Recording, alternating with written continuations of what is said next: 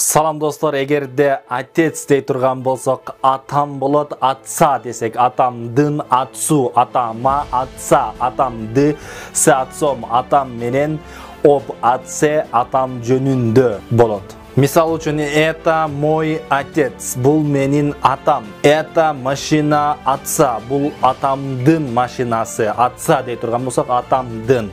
Я верю отцу, мен атама ишенем. Отцу десек, атама. Я люблю отца, мен атамды жакшы көрөм.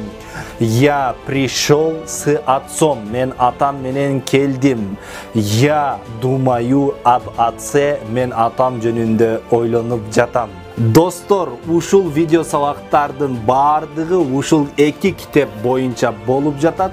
Сиздер биздин видео чыгарышыбызды күтүп отурбастан өзүңүздөрдүн суроолоруңуздарга ушул китептерди алып жооп алсаңыздар болот. Китептерди алуу үчүн ушул номерге кайрылыңыздар.